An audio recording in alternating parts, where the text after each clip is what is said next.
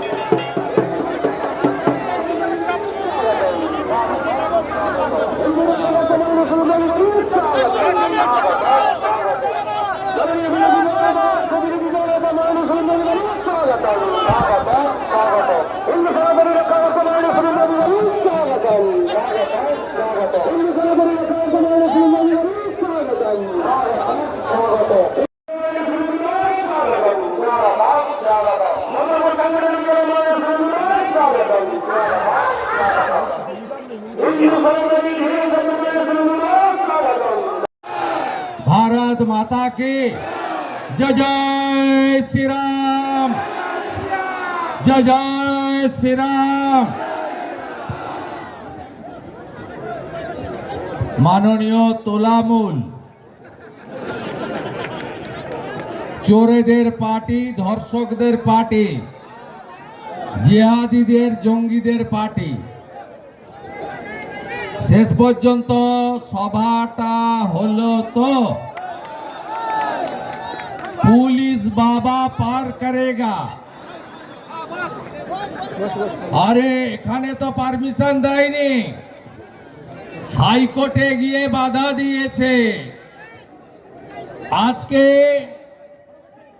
মন্দির বাজার, যে মন্দিরে আমি পুজো দিয়ে বাবা মহাদেবের মাথায় জল দিয়ে তার চরণে ফুল দিয়ে আশীর্বাদী ফুল নিয়ে তিলক কেটে এসেছি, সেই মন্দির বাজারে সভাটা হলো। এইভাবে আটকানো যাবে না। আমরা এর থেকেও বড় বড় গুন্ডাকে দেখেছি।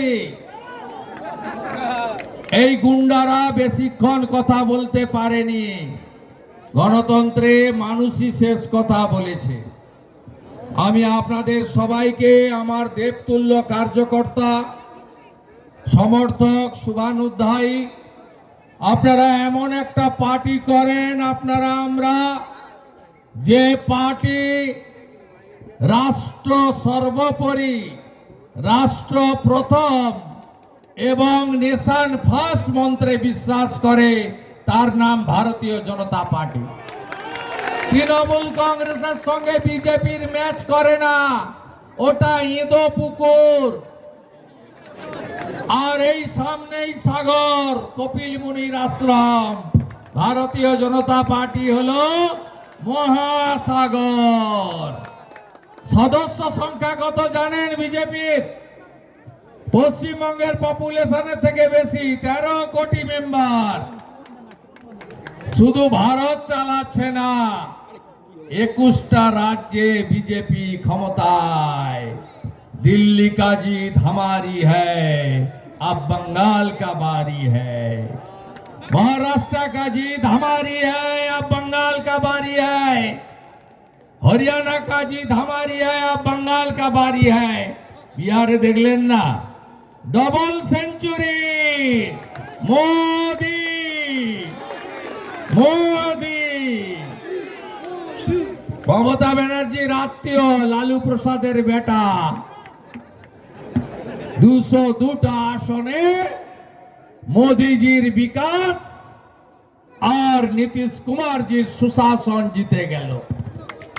আমি এই কর্মসূচিতে চমকানি ধমকানি বাধা দেওয়ার পরেও মাথা উঁচু করে লড়াই করেছে নবেন্দু সুন্দর নস্কর জেলা সভাপতি এবং তার পুরো জেলা কমিটি, মহিলা মোর্চা, যুব মোর্চা, তফসিলি মোর্চা, ওবিসি মোর্চা, সবাই মিলে মাইনরিটি মোর্চা। আমি প্রত্যেককে নতমস্তকে কৃতজ্ঞতা জানাই। দীপঙ্কর জানা আছেন আমাদের এই এলাকার নেতা, কাকদ্বীপের নেতা, সুন্দরবনের নেতা, দক্ষিণ 24 পরগনার নেতা, যাকে দল এই দক্ষিণ 24 পরগনার বিভাগের দায়িত্ব দিয়েছে, সেই দীপঙ্কর জানা আছেন সাধারণ সম্পাদকগণ বিকাশ প্রামাণিক, সুনির্মল দাস, গৌর সুন্দর ঘোষ অ্যাডভোকেট, বোন অর্পিতা হালদার, গত লোকসভার আমাদের প্রার্থী এলাকার মানুষ অশোক পুরকাইত, এই বিধানসভার কনভেনার প্রসাদ হালদার এবং মন্দির বাজার যেখানে এই সভা তার মন্ডল প্রেসিডেন্ট সৌমিত্র প্রামাণিক সহ আমাদের বোন রেবেকা মোল্লা আছে। হাত ভেঙেছে, হাতের ভিতরে এখনো হাতের ভিতরে প্লেট লাগানো আছে, মাথা নত করেনি। এইরকম অজস্র কার্যকর্তা মঞ্চে আছে। আমি সময়ের অভাবে সকলের নাম না বলে একজন অভিনন্দন, রাজ্য থেকে এসেছেন রাজ্য কমিটির সদস্য আমাদের, বলছি অনুপমকে চিনাতে হবে, আমাদের অনুপম ঘোষ মহোদয়, যিনি এই সভার ব্যবস্থাপনা সহ সমগ্র দেখভাল করছেন। সকলকে ধন্যবাদ জানাই।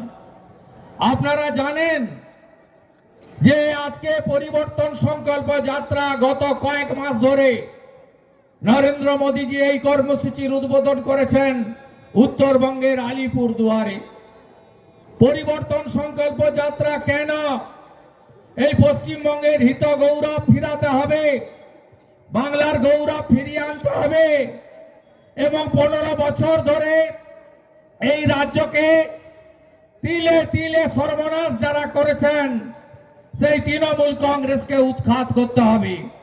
আমি স্পষ্টভাবে বলতে পারি, প্রতিটা গ্রাম এলাকার খবর থাকে। এখানে যদি এই মমতার পুলিশকে হাতে পায়ে দড়ি বেঁধে রেখে দেওয়া যায়, এরা যদি থানার ভিতর থেকে বেরোতে না পারে আর ভয় যদি কাটাতে পারেন, এই জেলাতে বিজেপির সঙ্গে লড়াই হবে আইএসএফ এর। তৃণমূলের কোনো চান্স নেই, তৃণমূলের কোনো চান্স এই জেলায় নেই। এটা কঠিন সত্য। এই জেলার মানুষ পরিত্রাণ চায়, এই জেলার মানুষ মুক্তি চায়। শুধু বিজেপির কার্যকর্তা, যুবক ছেলেরা, আমাদের দিদি বোনেরা, কন্যারা নয়, এই জেলার রাষ্ট্রবাদী মুসলিমরা, এমনকি যারা একটা সময় অরূপ ভদ্রের নেতৃত্বে তৃণমূল কংগ্রেসকে দক্ষিণ 24 পরগনা জেলায় প্রতিষ্ঠা করার কাজ করেছিলেন, তারাও আজকে তারাও চান পরিত্রাণ আসুক। এই তৃণমূল দল কোনো দল নয়। এই তৃণমূল দলকে আমিও ছুড়ে ফেলে এসেছিলাম। আমি যদি সেদিন নন্দীগ্রামের মানুষকে নিয়ে লড়াই না করতাম, দিদি থেকে দিদিমা হয়ে যেতেন, মুখ্যমন্ত্রী হতেন না। আর আপনার আলালের দুলাল ভাইপোকে দিল্লি থেকে এনে সবার ঘাড়ে মাথার উপর চাপিয়ে দিয়েছেন। তৃণমূলের এখন নতুন কালচার, লাল চুল কানে দুল, তার নাম তৃণমূল। আপনাদের এখানে যারা 2011 সালের আগে থেকে তৃণমূল কংগ্রেসটা করেছে, পোস্টার টাঙিয়েছে, পতাকা টাঙিয়েছে, সিপিএম এর সঙ্গে লড়েছে, আজকে তাদের জিজ্ঞেস করুন তো কি অবস্থা। এখানকার যিনি বিধায়ক আছেন, সেই বিধায়ক তার পরিবারের কাউকে বাকি রাখেনি। কাকা কাকি, খুড়া খুড়ি, পিসি জেঠি ভাস্তি, ভাইপো ভাইজি, নাতি পুতি, শালা শালি, কেউ বাকি নেই। সবকে গুঁজে দিয়েছে, সব জায়গায় ঢুকিয়ে দিয়েছে। লজ্জা লাগে? মন্দির বাজারের এমএলএ এর পুত্র এসএসসি দুর্নীতিতে চাকরি যায়, তালিকায় নাম জয়দেব হালদারের বেটা সন্দীপ হালদার, তার চাকরি চলে গেছে। আজকে এই অবস্থা দেখছেন। তার বউকে এখানে পঞ্চায়েতের প্রদান করেছে। পঞ্চায়েতে ভোট হয়েছে, হ্যাঁ কিনা বলুন? ভোট হয়েছে? দিতে পেরেছেন কেউ ভোট? ভোট দিতে পারেননি, নমিনেশন দিতে পারেননি, গণনা কেন্দ্রে যেতে পারেননি। এই কেন্দ্রে 4 লক্ষ ভোটে অশোক পুরকায় ধরেনি। পুলিশকে সাথে নিয়ে গণনা এজেন্টদের বের করে দিয়ে যা খুশি করেছে গণনা কেন্দ্রে লোকসভা নির্বাচনে। আর আমার কাছে একেবারে লিখিত তথ্য আছে, মথুরাপুরে, জয়নগরে, ডায়মন্ড হারবারে, যাদবপুরে 4000-এর বেশি ক্যামেরা ভোটের দিন বেলা 2টো থেকে 4:30 বন্ধ রেখে ব্যাপক হারে ছাপ্পা মেরেছে। এরা কারা? এরা গণতন্ত্র ধ্বংস করছে। এত যন্ত্রণা কেন এসআইআর নিয়ে? এত যন্ত্রণা কেন? পায়ে কাঁটা ফুটে গেছে কেন? টিডিং বিডিং করে পিসি লাফাচ্ছে কেন? কারণ পিসি জেনে গেছে যে মৃত, ভুয়া, একাধিক জায়গায় নাম, আর বাংলাদেশ থেকে আসা অবৈধ মুসলিম অনুপ্রবেশকারী রোহিঙ্গারা, তাদের নাম ভোটার তালিকায় 7ই ফেব্রুয়ারি 2026 থাকবে না। সংখ্যাটা 1 কোটির উপরে যাবে, নিচে নামবে না। তাই পিসি বুঝে গেছে যে এবারের লড়াই কঠিন লড়াই। আজকে এসআইআর কোনো নতুন নয়। স্বাধীনতার পরে ভারতের নির্বাচন কমিশন 8 বার এসআইআর করেছে, এটা 9ম এসআইআর। 2002 সালে এসআইআর হয়েছিল, 2003 সালে ভোটার লিস্ট বেরিয়েছিল। এই পশ্চিমবঙ্গে 26 লক্ষ ভোটারের নাম বাদ গেছিল।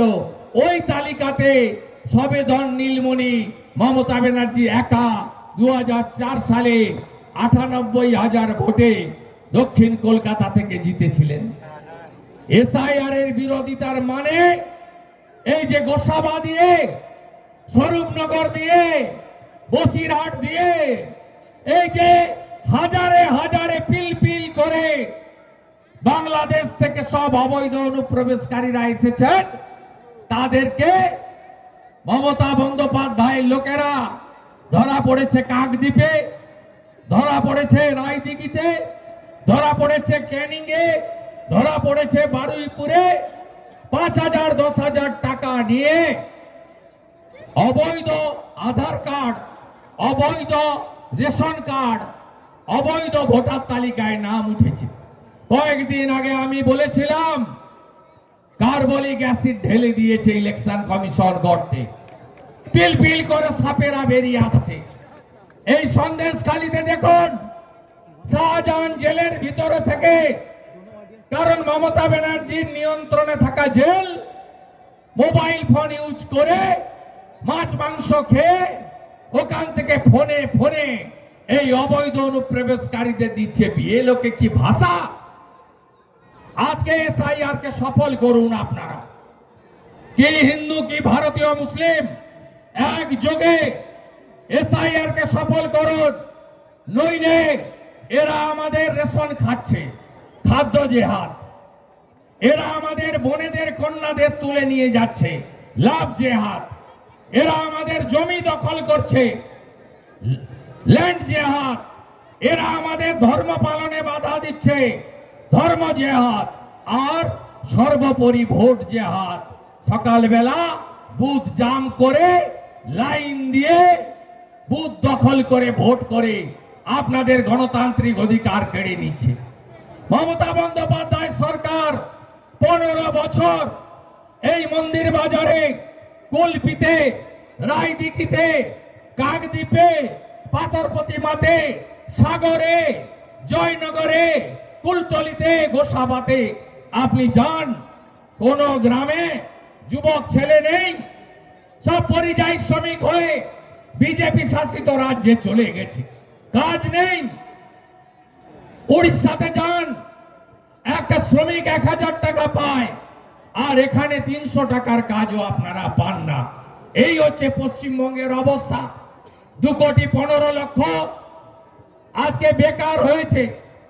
এই সন্দীপ হালদারদের মতো এই জেলা পরিষদ সদস্য রেখা গাজী কলেজে কাজ করে, সব জায়গায় এরা ঢুকে পড়েছে। মেধা অনুযায়ী চাকরি হয়নি। শিক্ষিত যুবক যুবতীরা রাস্তায় 11 সালে এসে টাটাকে তাড়িয়েছে, 16 সালে এসে চাকরি চুরি করেছে। 26-এ যদি জিততে পারে তাহলে হিন্দু ভাগাবে, হিন্দু শূন্য পশ্চিমবঙ্গ করবে। এখন থেকে যদি ঐক্যবদ্ধ না হন, সাবধান না হন, তাহলে আগামী দিনে আপনাদের সামনে এই বিপদ এসে পৌঁছাবে। মমতা ব্যানার্জি 15 বছরে 6,888 শিল্প তাড়িয়েছে। মমতা ব্যানার্জি গত 1 বছরে 8,200 স্কুল বন্ধ করেছে। কলেজে যান, সব ক্লাস ফাঁকা, কেউ ভর্তি হয় না। 4 জন 5 জন এক একটা ক্লাসে। 9,54,000 স্নাতক সাম্মানিকের সিট। আজকে 3 লাখ ভর্তি হয়েছে, 6.5 লক্ষ ভর্তি হয়নি।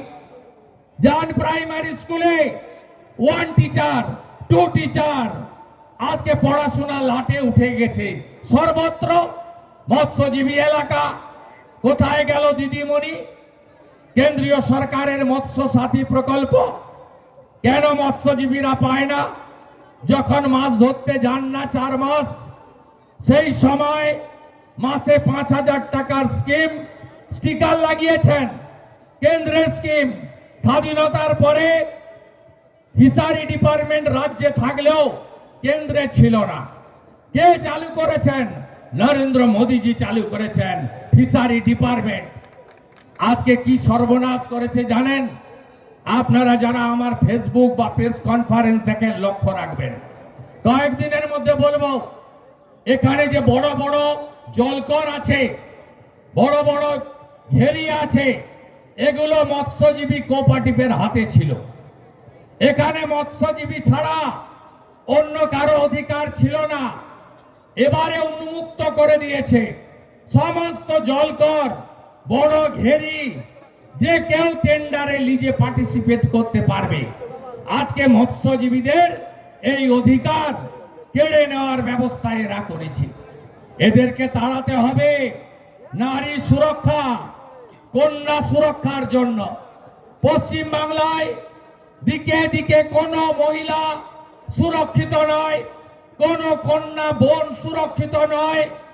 আজকে অভয়ার ঘটনা থেকে, আরজিকর থেকে, দুর্গাপুরে মেডিকেল কলেজের ছাত্রী, কিছুদিন আগে কুলতলির ঘটনা, এর আগে কয়েক বছর আগে কাকদ্বীপের ঘটনা আপনারা নিশ্চয়ই ভুলে যাননি। এ কোন মুখ্যমন্ত্রী কাকদ্বীপের ঘটনার পরে বলেছিল পুরো রেপে 20,000, 40,000, হাফ রেপে 20,000 টাকা রেট? এই মুখ্যমন্ত্রী হাঁসখালিতে তফসিলি জাতির ক্লাস 9-এর ছাত্রীকে তৃণমূলের পঞ্চায়েতের উপপ্রধানের বেটা ধর্ষণ করে খুন করে দেয়।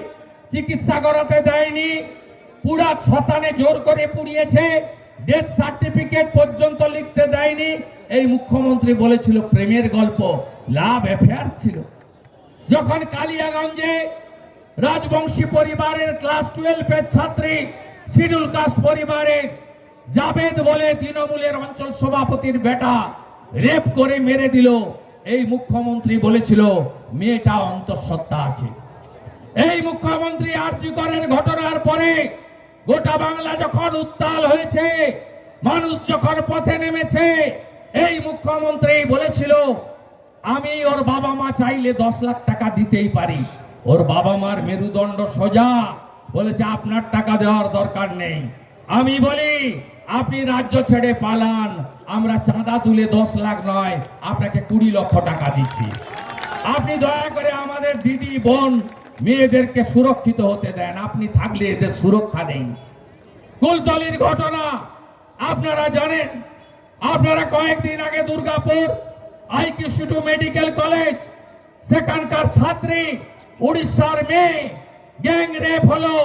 তার বাবা 80 লক্ষ টাকা দিয়ে মেডিকেলে ঢুকিয়েছিল। তার বাবা মেয়েকে নিয়ে উড়িষ্যা চলে গেল, বলল এ রাজ্যে কোনো কন্যা সুরক্ষিত নয়। এই হচ্ছে বাংলার অ্যাকচুয়াল অবস্থা। আর মুখ্যমন্ত্রী দার্জিলিং বেড়াতে যাওয়ার সময় দমদম এয়ারপোর্টে দাঁড়িয়ে কি বললেন? বললেন মেয়েরা রাত্রে বেরোবে না, রাত্রে বেরোনোটা ঠিক নয়।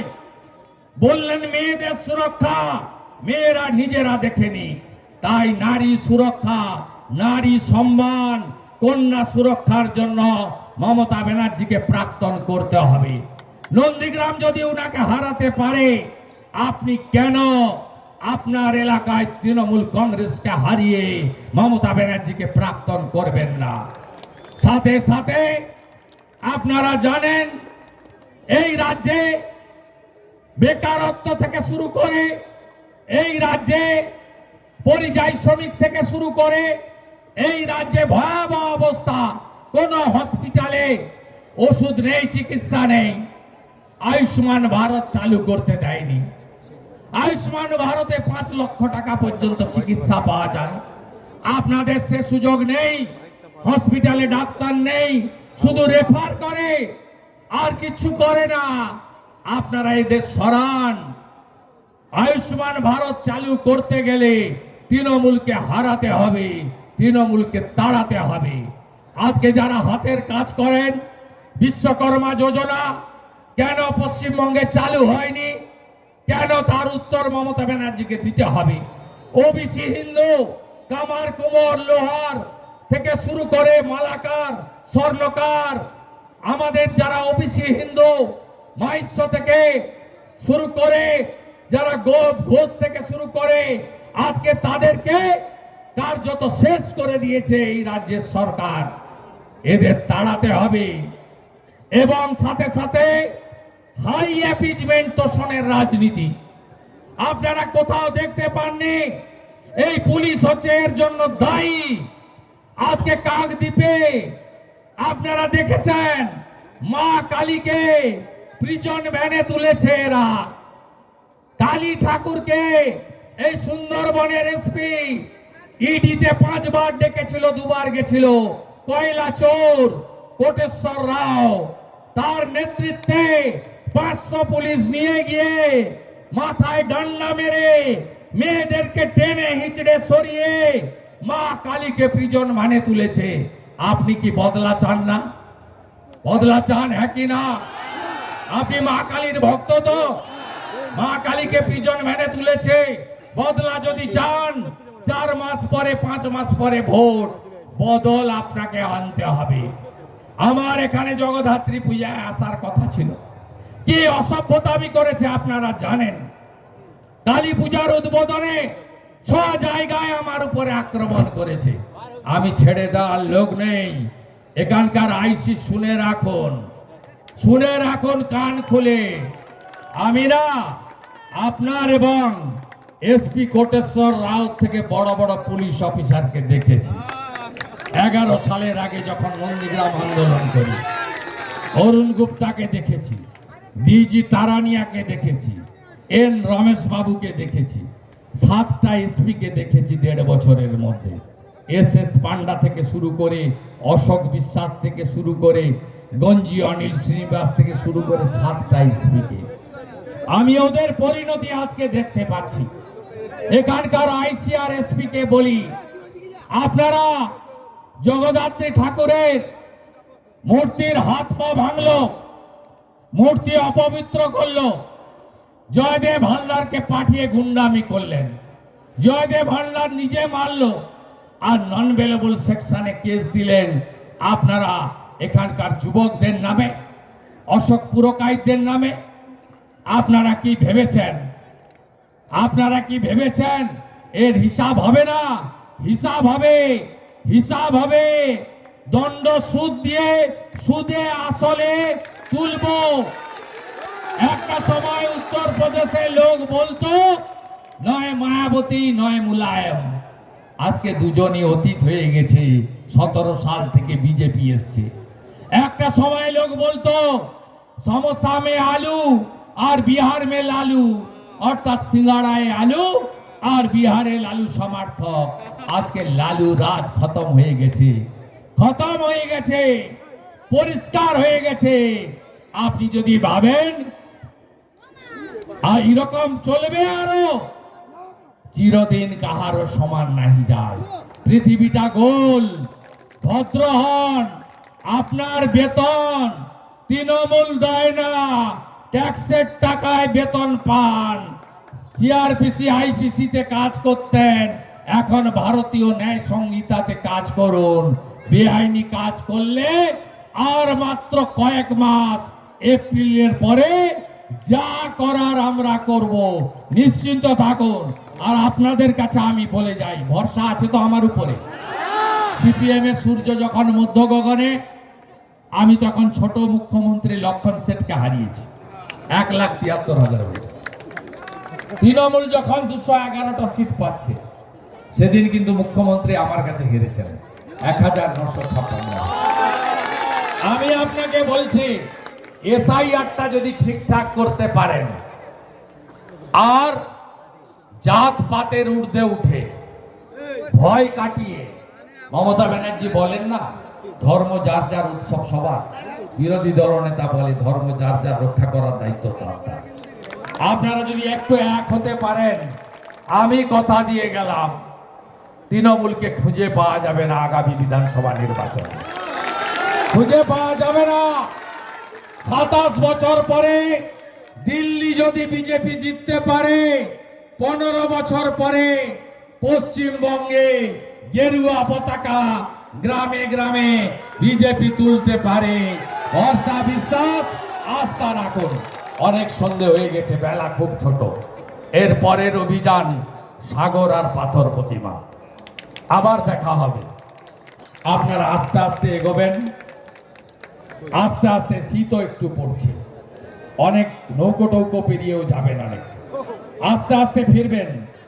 আর এই মাঠে যা ফেলে গেছেন না, নিশ্চয়ই কিছু ফেলে যাননি। চায়ের কাপ, মুড়ির ঠোঙা ঝাঁটানোর দরকার নেই। আগামীকাল বাপি হালদার আর জয়দেব হালদার এই মাঠটা ঝাঁটাবে, আগামীকাল ঝাঁটাবে। এরা এমন ছুচা পার্টি, শুভেন্দু যেখানে যায় তার পিছন পিছন যায়, পিছন পিছন যায়। 6 জায়গায় আটকেছ, 6বার আসবো এখানে।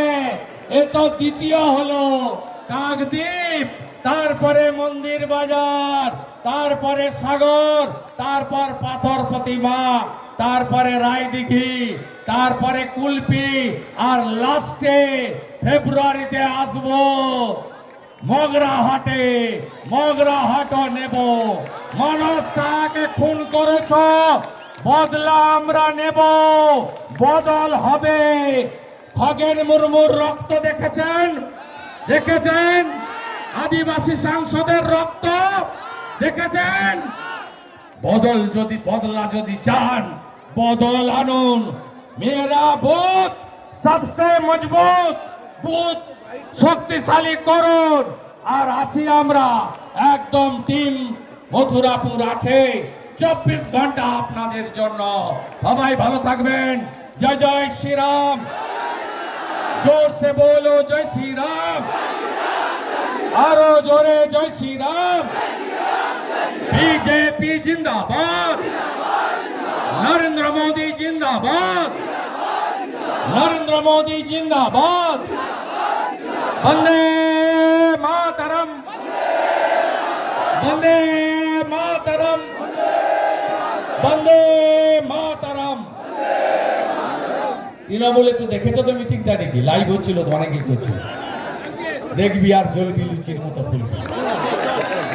নিচটা ফাঁকা হয়ে গেছে, পিসি বাবু, ভাইপো বাবু, নিচটা নেই, শুধু